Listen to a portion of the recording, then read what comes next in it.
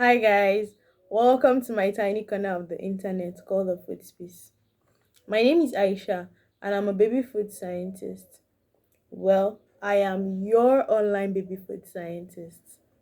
On today's episode of a Food Space, I'll be talking about food safety and how it's everybody's business. Food safety is the prevention of contamination of food before it is eaten. So it deals with all the processes that are involved to prevent food from getting contaminated, either physically, microbiologically, or chemically. Consumption of properly prepared food should be our number one priority, especially in our homes. And there are four easy ways to ensure that your foods are hygienically and properly prepared so as to prevent you from getting some foodborne diseases. The first of these steps is to clean. Now, after purchasing your food products from the market, you are supposed to clean and wash these products, either fresh produce or canned or prepackaged produce. For your fresh produce, such as your leafy vegetables, you can pass them under running water or you can wash them with a salt solution to kill the microorganisms in it, or for fruits, you can place them in some sort of acidic solution, which could be from vinegar. The second step to follow to ensure that your food is safe is to separate the foods. Now, after cleaning, you need to separate the rotten ones from the good ones. For example, with green leafy vegetables, after washing them under running water, you need to separate them from the stalk. That's the first step. And also separate the good leaves from the bad unrotten leaves. So after doing this, then you can move on to the third step. The third step is to prepare your food. Now, to prepare your food using our earlier example of the green leafy vegetable, the most preferred method of cooking or preparing your green leafy vegetable is to steam. Now, steaming has many benefits, especially for green leafy vegetables. It retains the color, it retains the nutrients, and it also helps to keep them fresh. There are other cooking methods you can use or other preparation methods you can use depending on the food you are preparing. We have boiling, we have frying, there's grilling, and so much more. Now, for the fourth step, storage. With storage, this is done by chilling or freezing our foods. Before freezing, you need to make sure that your foods are stored in containers that serve as portion sizes.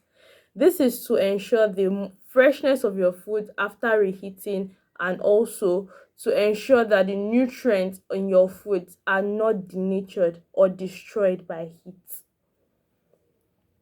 Now, to ensure that these portion sizes are, are kept properly, we need to store them in containers, which we commonly call takeaway packs in Nigeria. So when you store these things in takeaway packs, just ensure that the takeaway pack you're storing your food in is enough for the portion you would want to serve whenever you want to take out that food from the freezer. Other ways to ensure that our foods are safe is to first always wash our hands. No matter where you've been to, no matter where you're coming from, always wash your hands before you start preparing food, before you start eating food, and after the preparation, during the preparation, and after eating. This is because microorganisms stick everywhere and anywhere, and you do not know what microorganisms can be from your door handle to your pots to your utensils, and you just have to ensure to the best of your ability that you and your family are safe. Another thing to note is, please always remove your rings, jewelry before cooking. Ensure that your kitchen is a safe place. These two things are often forgotten or neglected when we are cooking. First thing is, when your kitchen is too hot, you sweat. When you sweat, you expose your food to microorganisms from your sweat, from your body fluid. Now, about rings and jewelries. Microorganisms hang in the cervixes of our jewelry.